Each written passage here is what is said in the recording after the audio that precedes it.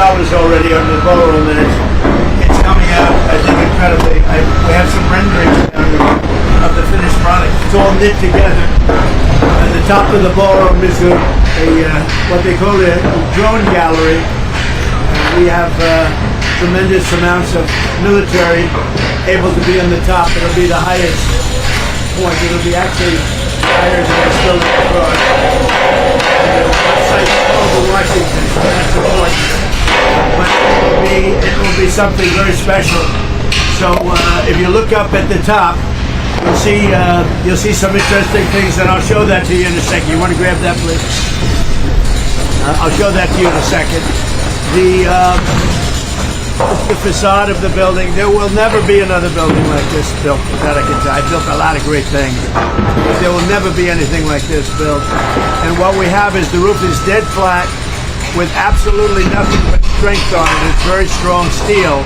It's drone proof, and it's meant for our military to be able to stay on it. You get a view of Washington. Also, for the drone building capacity, some of that takes place right down here. You can see the very large piping and the other things. It's a very complex building. It's all knit together. The roof goes with the ground floor. The ground floor goes with the roof. The roof also goes down into the basement. Everything is connected, intertwined.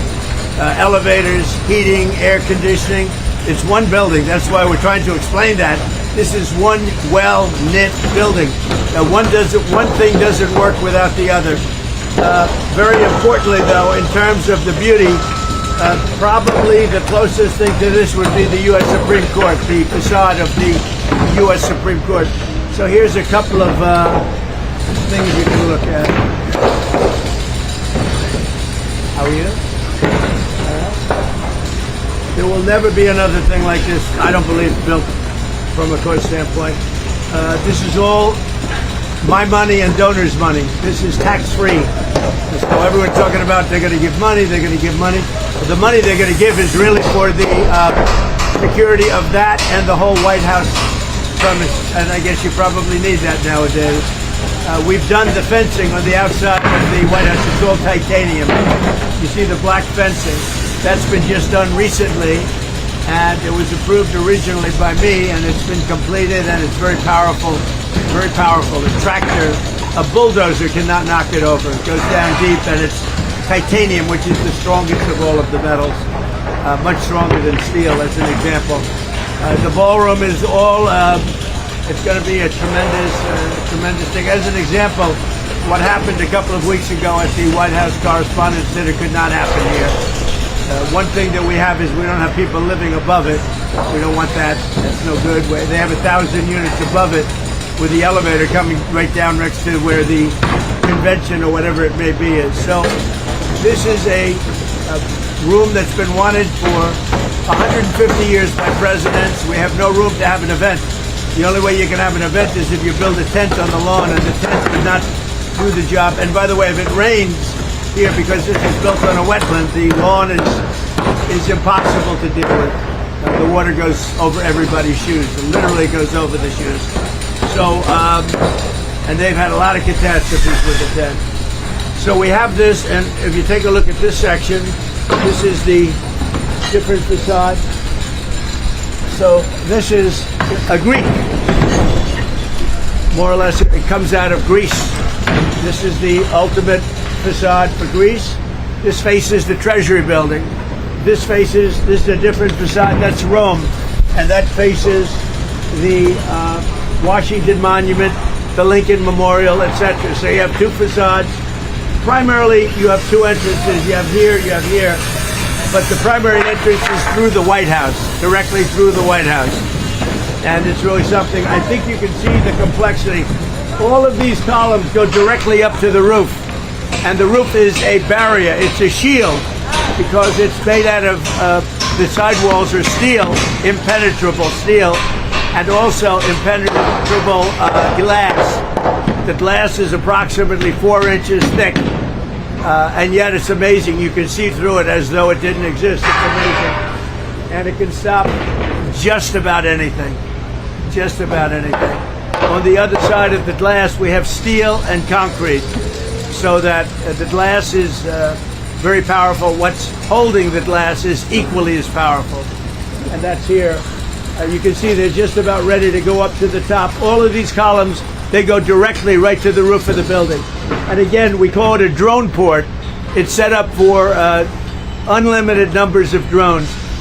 Purposely, we don't have any air conditioning equipment up there because we don't want anything coming down through the pipes. If anybody gets, normally you'd have a lot of air conditioning equipment on the roof. We built it all inside the building, inside the case of the building, because we don't want to have anything having to do with air or air quality or any problems playing with the air.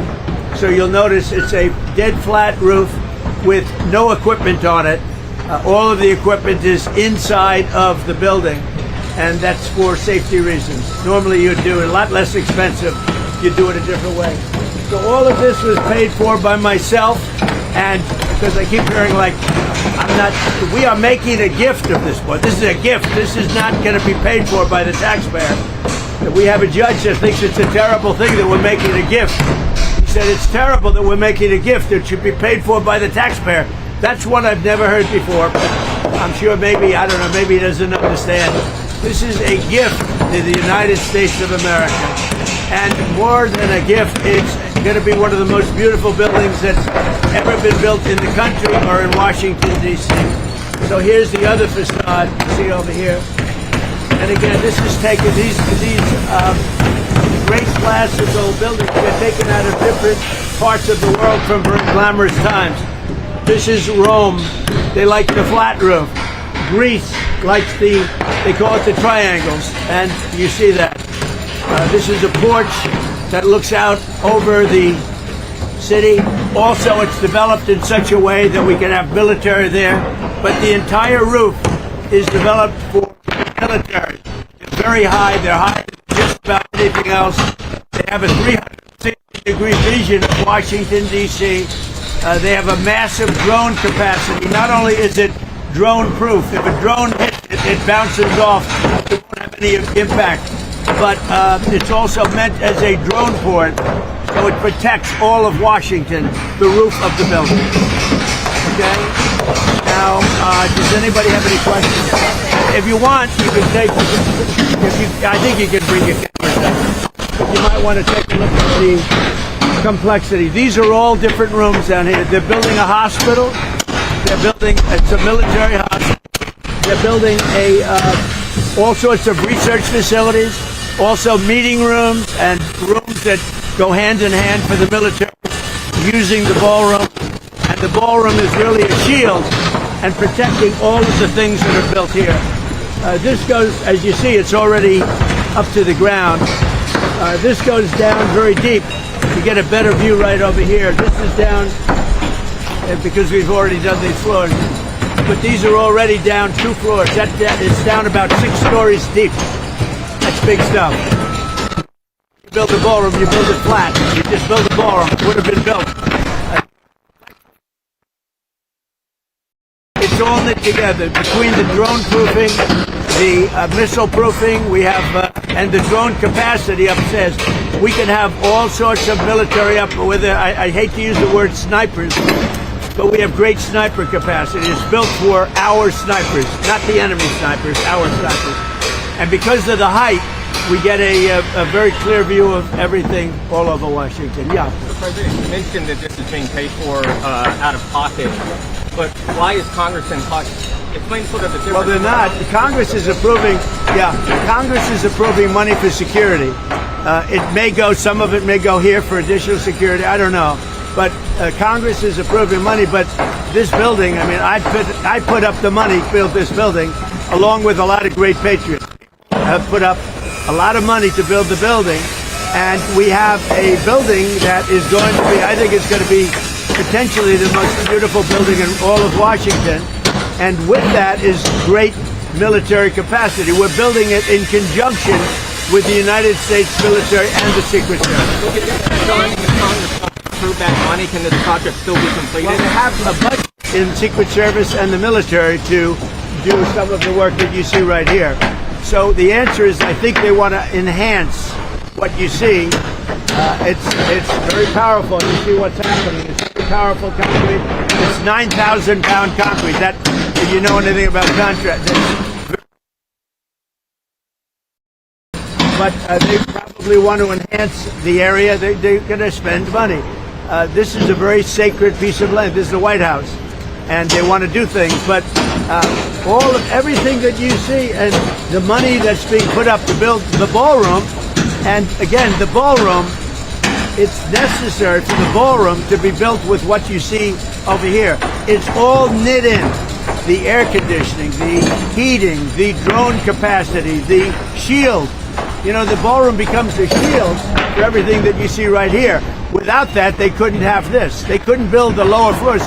Without that shield over the top of it, it's a shield that will totally protect what's downstairs. They have a lot of things going on downstairs, and some of it you see. This goes down 6 stories. Because it's already been built. This will be, very shortly, this will be in the form of the roof goes along this lines. Basically, it goes outside. You see where the wood is. You're going outside of that line, and then it goes straight up. And it's all protection, and everything's together. You can't build one without the other. And what we have is we have the safest building ever built, in my opinion. You can have, and you know, the other thing is, when we're right on budget, we're right on plan. The only budget change would be that we doubled the size at the request of the military. We doubled the size, but we're right on budget, right on plan. And originally we were going to build a much smaller room, and it wouldn't have done the job. It just wouldn't have done the job. You have too many events. Like if we have President Xi coming here, we have no place to put him. We had the King and the Queen the other day, and we had 1,000 people wanted, and we ended up having 100 people sitting in a very small room. We've been after this for a long time, but maybe more important is the safety element. This is a shield that protects everything that's inside, everything that's on top. And you know, obviously the White House was built in 1792. You know, it's awfully hard to do that kind of a capacity that we did here. So this will give future presidents, but you have to understand, when this is finished, my term ends shortly after that. This is really for other presidents. This is not for me. This is my gift to the United States of America. I'm going to be able to use it very little, because when it's finished, we're talking about 6 or 7 months. But it will be used for hopefully hundreds of years for other presidents, and there will never be anything like this built again. There'll never be a room built like with the safety. As an example, if we had the White House Correspondents' Dinner here, it would have been no problem. When it opens, you'll have about 6-7 months. Have you thought to that around that time? I better not tell you about that, Daniel. But yeah, we have. Everybody wants to be here for the first event. We're talking about heads of nation, so we have some very special places that it could happen.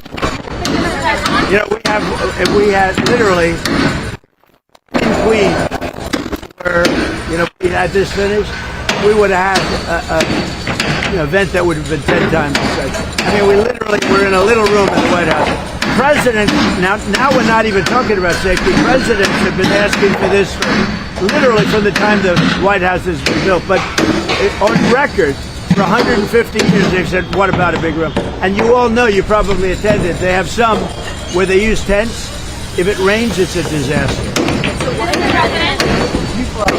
You mentioned that this is going to be a gift for America, for future presidents and the country. What's your hope for America? We will have to have a safe country. We have to have a great country. We have to make sure that Iran doesn't get a nuclear weapon. All of the things that you see me fighting for so hard. And it's always tough. You know, we're negotiating with Iran, and then you have the Democrats, I call them the Democrats, putting in a bill that Trump should immediately stop. You know how it is to negotiate with a country where you're beating them badly? They come to the table, they're begging to make a deal, because they're begging to make a deal. I hope we don't have to do the war, but we may have to give them another big hit. We may have to give them another big hit. I'm not sure yet. You'll know very soon. But how do you feel when you're negotiating? You're winning every point, and they say, but in Washington, they want to stop you from negotiating. They want to stop you, and it's only political. It's the Democrats. They're dumb. It's a new name. It's a very accurate name. So I'm in the middle of a negotiation. I'm saying you cannot have a nuclear weapon, and it comes over the wire that the Democrats want to stop Trump from further negotiations. They want to stop Trump from, if he has to, giving them another slap. They want to have a nuclear weapon to blow up the Middle East and to blow up, frankly, the world. It's not going to happen. Mr. President, Nice to see you, by the way. how close were you to striking Ron? I was an hour away. We were all set to go. You're talking about yesterday. Yes. We were going to be striking it would have been happening right now. Plans and- Yeah, it was all done. Like the boats, the ships are all loaded. They're loaded to the brim. And we were all set to start. What specifically did both nations tell you that convinced you to They said that they feel they've had for the first time in almost 47 years. You know, Iran's been the bully of the Middle East for 47 years. I mean, literally the bully of the Middle East. They wanted a nuclear weapon. Had I not terminated Barack Hussein Obama's Iran nuclear deal, had I not terminated it, see, that's the win. That can't happen with the real structure. On Cuba, what do you want to see from Cuba's government or the option of military action? You're talking about Cuba? Well, we're going to see. Look, Cuba is calling us. They need help. Look, Cuba is a failed nation. Cuba needs help. And we'll do that. Just hold him, though. It's like an exercise game for us. Give that to me. I'll hold it. I'll hold it.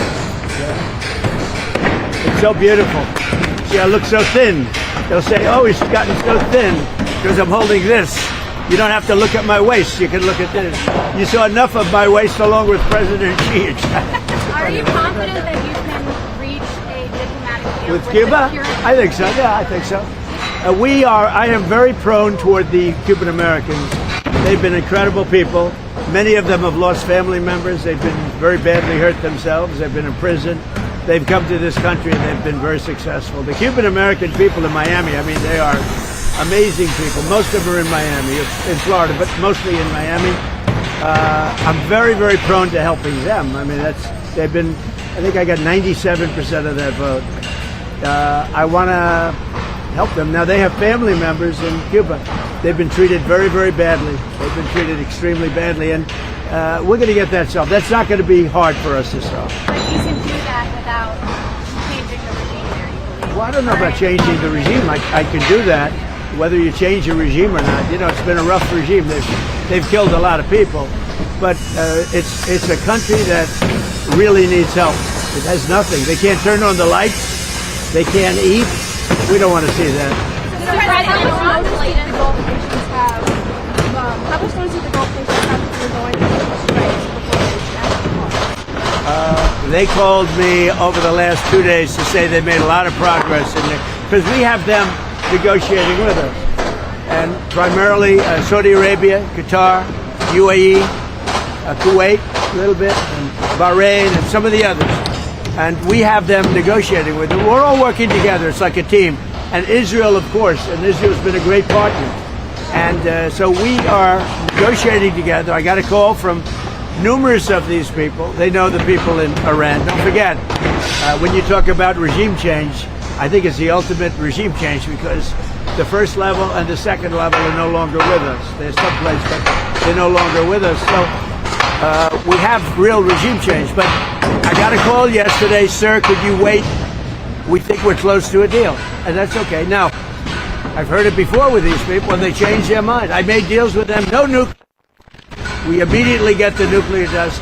And they said, you're the only one can get it because the bombers did such an unbelievable job that the mountain literally collapsed on top of it. They said us, and they thought China would be the only two countries that could even get it. But I think it's important to get it, maybe psychologically more than anything else. How long did they know that you were planning the Gulf nations? They knew I was getting ready to attack. I didn't tell them. I never tell anybody when. You're in constant contact. I never tell anybody when, but they knew that we were very close. I would say I was an hour away from making the decision to go today. And we would probably not be talking about a beautiful ballroom today. We'd be talking about that. And no, I had made the decision. So they called up. They had heard I made the decision. They said, "Sir, could you give us a couple of more days because we think they're being reasonable." How long does it take for Iran to come? Well, I mean, I'm saying 2 or 3 days, maybe Friday, Saturday, Sunday, something, maybe early next week, a limited period of time. Because we can't let them have a nuclear weapon. If they had a nuclear weapon, they would start with Israel. They would blow it up, and they would blow it up fast. But they'd blow it up, and I'll tell you what, they'd go after Saudi Arabia, they'd go after Kuwait, they'd go after UAE, they'd go after Qatar, they'd go after, I think they'd go after the entire Middle East, and it would be a whole different negotiation. It would not be, it would be nuclear holocaust. And there's no question in my mind that they'd use it. There's no question. And I deal with these people. They're extremely radicalized. These are not people like what I deal with you. You're a very nice guy. These are people that are seriously radicalized. They would use it. The only question, would it be the first minute, the first hour, or the first day? Come to pause at some time. Does there come a point soon where you're no longer going to I'm not doing this politically. I'm doing, look, everyone tells me it's unpopular, but I think it's very popular.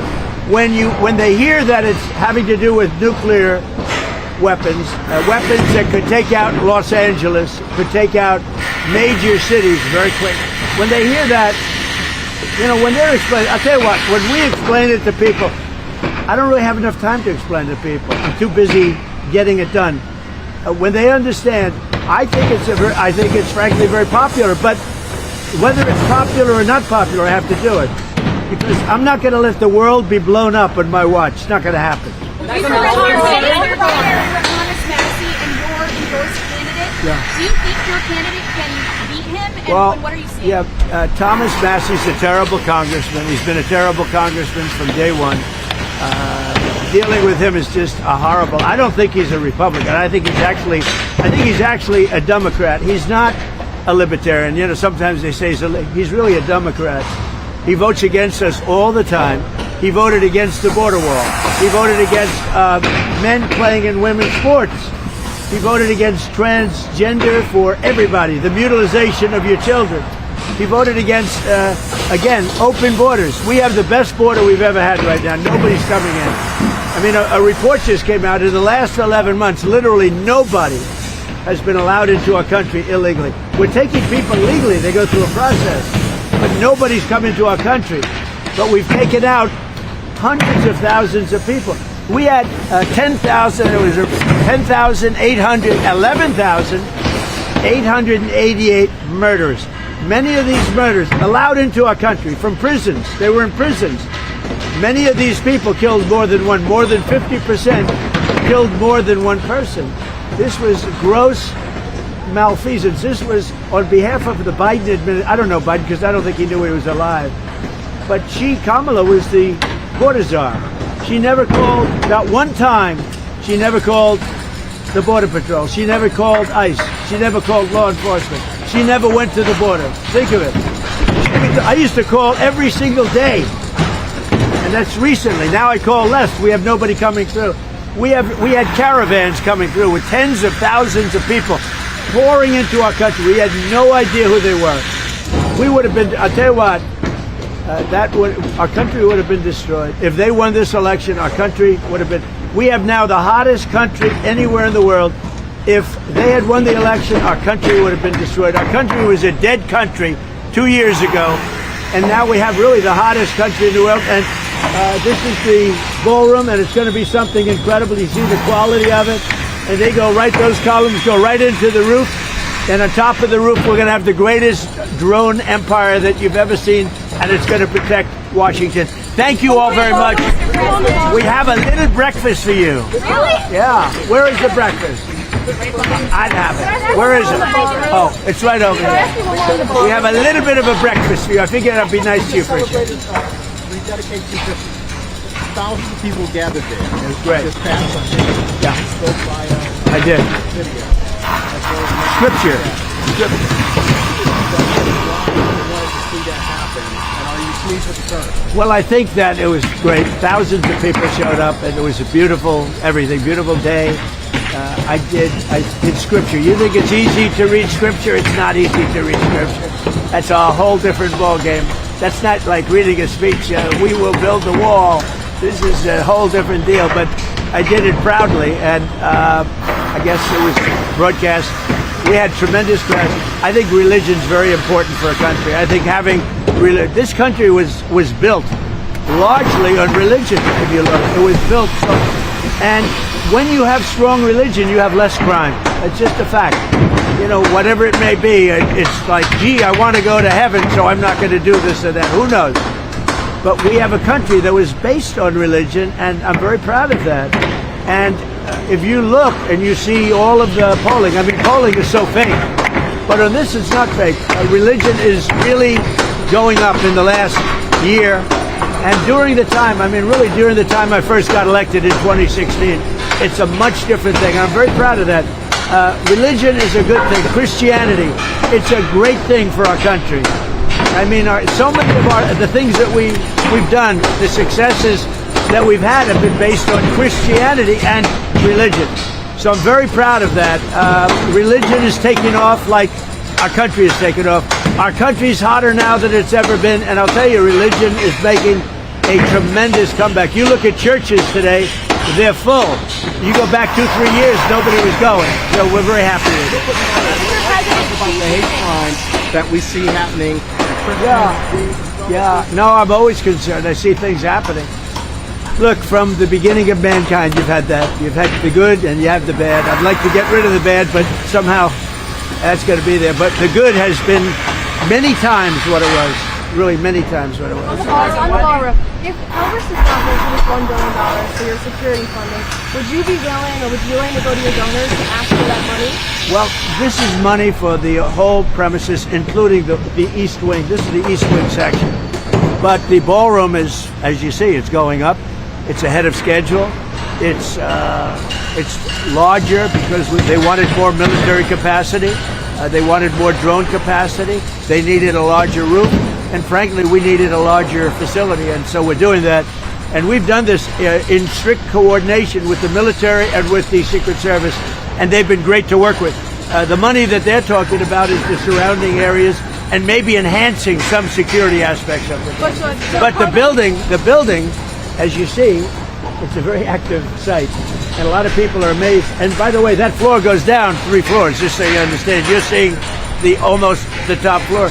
That floor goes down 3 floors, and there are many things in there having to do with security. And many of those things are going to be taken from there and put onto the roof of the building. And that has to do with drone and missile capacity. The president had done renovations to the White House, to all these things. Why do you think people are so mad about your renovations? Because I'm doing it. The Meridian Hill Park, you got the water flowing in, all of it. And they just seem to hate you. Well, it's a sad thing, actually.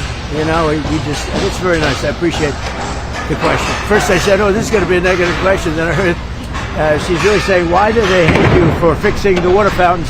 So, you know, we have 40. I know, because I want to see Washington be beautiful. To me, it's very important. But as an example, you mentioned the water fountain. We didn't have one water fountain. I think we have 40. We didn't have one in Washington that worked. And soon they'll all be working. Many of them work right now. And I think one of the best things, President Obama, President Biden spent much more than $100 million on the reflecting lake between the Lincoln Memorial and the Washington Monument. They spent much more. They spent, some people say, $200 million. You know what they got out of it? A closed lake. It never opened. And when it did, it shut right away. It leaked. It was a disaster. I'm doing a job on the reflecting lake for a fraction of what they paid. Now I've upgraded it I got so into it. I've upgraded it like you wouldn't believe. I'm doing all the walkways outside. I'm doing it properly. But it's a much bigger job. But you see it's happening now. It's going to be beautiful. It's going to be waterproof. It's going to be reflecting again. I took over a dirty, filthy thing that wasn't open, and it was disgusting.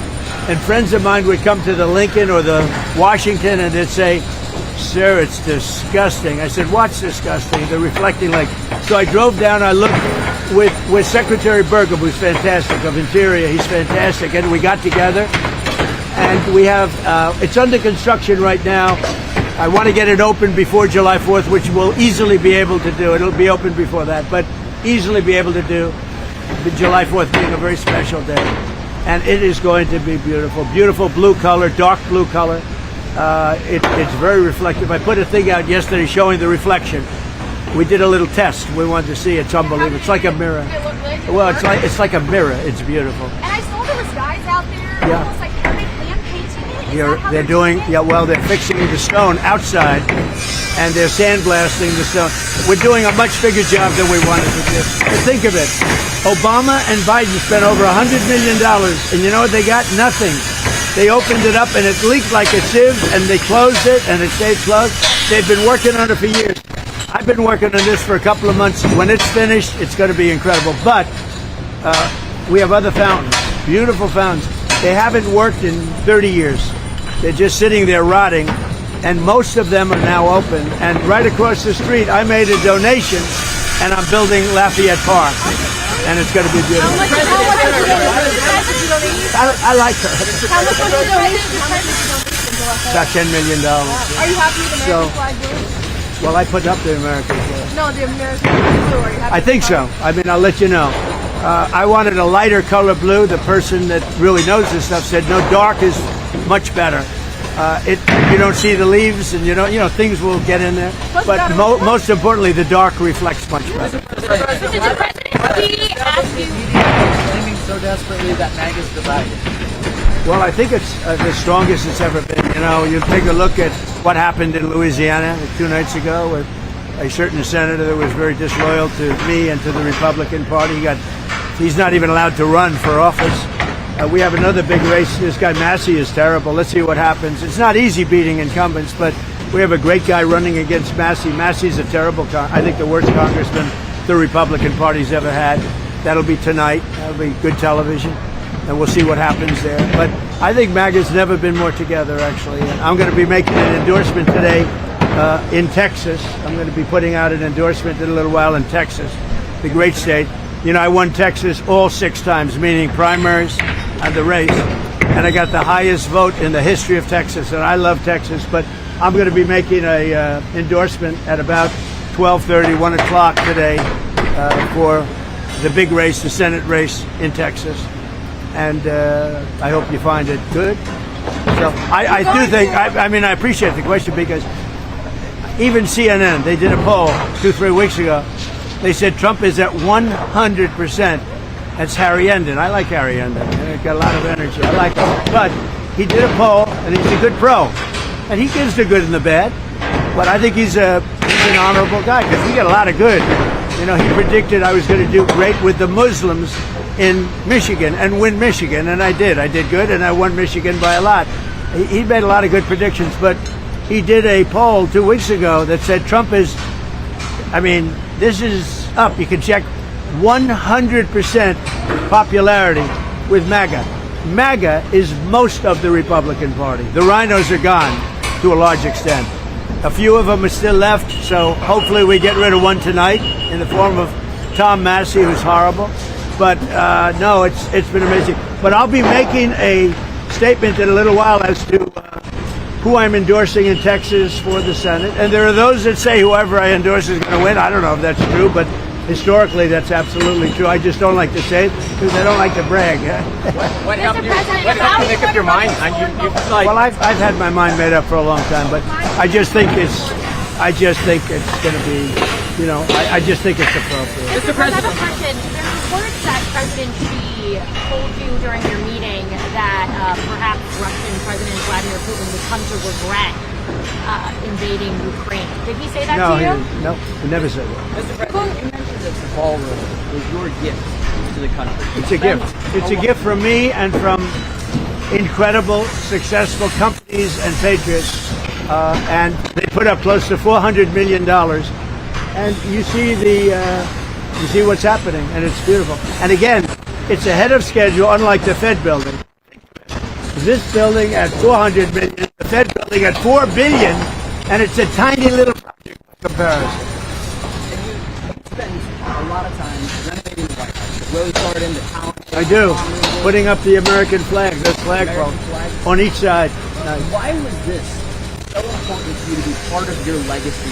Well, this is the most important because number one, security, and number two, it was so needed just on a social basis for presidents. And again, I'll be here for a very short period of time. When this opens, I'll be here for a very short period of time. This is really being built for other presidents. It's not being built for me. And I'm a really good builder. The thing I do best in life is build. I'm a great builder. And I build beautiful product. There will never be anything like this. I always admired the facade of the Supreme Court. I said, I wonder if that can be duplicated or bettered, even not to say bettered, but even bettered. And we've actually bettered it. What we're doing is something that you'll never see it again. Mr. President, one more on Iran, if I may. When you were having your discussions with the regional partners, the regional leaders, did they express to you any concern about Iran's ability to still retaliate in the event of U.S. They have a little ability. Their missiles are 82% gone, we estimate. Their capacity to build is very little right now because we hit all of their manufacturing areas. Same thing with drones, largely gone, but they still have a little capacity. Yeah, not much, but they have a little. Their Navy is completely gone. Their Air Force is completely gone. President Xi has promised me that he's not sending any weapons to Iran. That's a beautiful promise. I take him at his word. I appreciated it. We had an amazing time in China. Look, we got along very well before this, but President Xi and I had really an amazing time. I think he'd say the same thing, but he promised that he's not sending any weapons. And if you think about it, he gets 40% of his oil. He's not sending oil boats in, tankers in with 20 destroyers alongside of it. No, he wants it. He does want it open, like me. I want it open, and we'll get it open. But Iran has used the Straits as a military weapon for 47 years, really much more than that. And that's not their Straits. That's international waterways. That's not for them to do. And look, they've learned their lesson. If I left today, it would take them 25 years to rebuild. But we're not leaving. We're going to do it right so that in 5 years, 10 years, if you have a bad president who doesn't want to do what's right to do, this should have been done by Obama. This should have been done by Biden. It should have been done by other presidents long before me. And everybody agrees to this. They agree to it. Mr. President, when you purchased to suspend the federal gas tax, are there other initiatives that you're... Well, there may be. It's very temporary. Yeah, there may be. Anything to keep it down. Look, as soon as this war is over, gas is going to... I had gasoline down to $1.85 in Iowa. I was in Iowa, and the stations had it at $1.85. But I was down to, in many cases, less than $2 a barrel, a gallon. And then I said to myself, this is great. We just hit a new high in the stock market. Everything's going good. I'm sorry, but we have to go down and take a little journey down to, we have to do something with Iran. We cannot let them have a nuclear weapon. You want to see the world exploded? You want to see a problem? And this is peanuts. And I appreciate everybody putting up with it for a little while. It won't be much longer. But you're going to have, and frankly, there is so much oil out there. One of the things that is happening is these big ships are coming up to Texas, Louisiana, and Alaska, and they're loading up. But I don't even think about that. What I think about is you can't let Iran have a nuclear weapon, and they won't have a nuclear weapon, and they fully understand it. Mr. President, I once asked you, how do you heal the divide in America? And just some time ago, it was during your first term, and you told me success will bring it back. Success. Based on that, why do you continue to do what you do, knowing that so many people are criticizing it, at the same time, you get up every day to try to bring that success to America? You have some people disagree with, like, the Iran thing. To me, it's no question. To me, you have to have borders. You have to have walls, and you have to let people in legally, but you have to have borders. Some people think you don't have borders. You should let anybody, murderers, drug dealers, you should let them in. So there is some, but I said to you once, I remember it, the greatest healer of our country, when we had, just before COVID, we were so successful. We had the best economy we've ever had in my first term. This term is going to blow it away, I think, and you see all the numbers. Even during the war, we have the highest stock market we've ever had. I thought the market would go down 25%. And I was okay with that, to get rid of a nuclear potential holocaust. Would have been a nuclear holocaust. So going down 25% is okay if you're going to get rid of a nuclear holocaust. So most people agree with me. When I'm with people and they, let's say, oh, gee, why do... And I say, here's the problem. Is it okay for Iran? And they are very volatile people. I'm being nice. Is it okay for Iran to have a nuclear weapon? Everybody says no. I said, then we have nothing further to discuss. You know, it's like one of those things. And they will never have a nuclear weapon. Not going to happen. And probably that's going to be very soon. So one way or the other, whether it's military or an agreement, that'll start opening up very soon. Mr. President, why did you wait so long to endorse in the Texas primary? Especially because now both of their names are going to be on the ballot. No, I waited. I've pretty much always known who I was going to endorse. But, I just thought this was a good time. You know, the voting's starting. And I thought this was a good time. I'm going to be doing that very shortly. Mr. President, have you put any thought into potentially endorsing someone to run against J.B. Pritzker, like Darren Bailey or... Well, I like Darren Bailey. J.B. Pritzker's a slob of a governor. You know, he could call me and I'd send the National Guard in Chicago, would have no crime. Look at Washington, D.C. Did you see the crime stats? It's down to like nothing. People go to restaurants now, new restaurants. Restaurants are all being closed in Washington. Now they're building new restaurants. It's a hot city. We have a beautiful city. We have very little crime, almost no crime.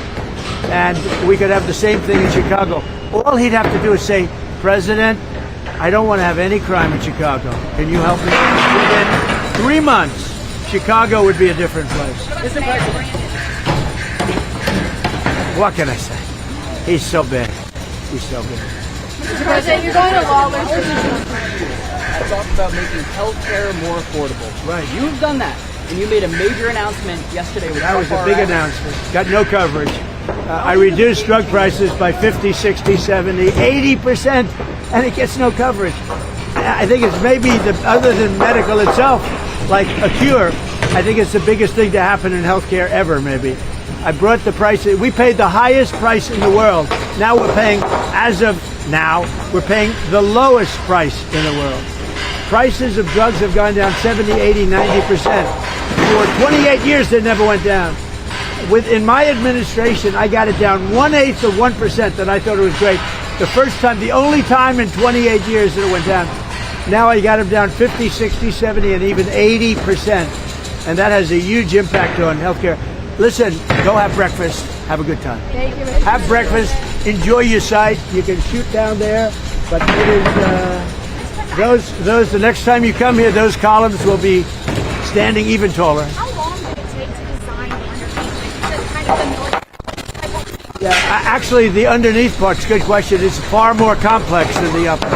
Because what you don't see are the floors that are beneath here, and they have very, very important rooms down there. The most important. And this was the one opportunity for the military to do something. You know, they came. Normally, I'd build a ballroom on flat land. I wouldn't have any of this. It would have been built. I'm very fast. I'm a very fast builder. We're way ahead of schedule here, but we went down 6 stories. So it's actually far more complex than the easy part is up.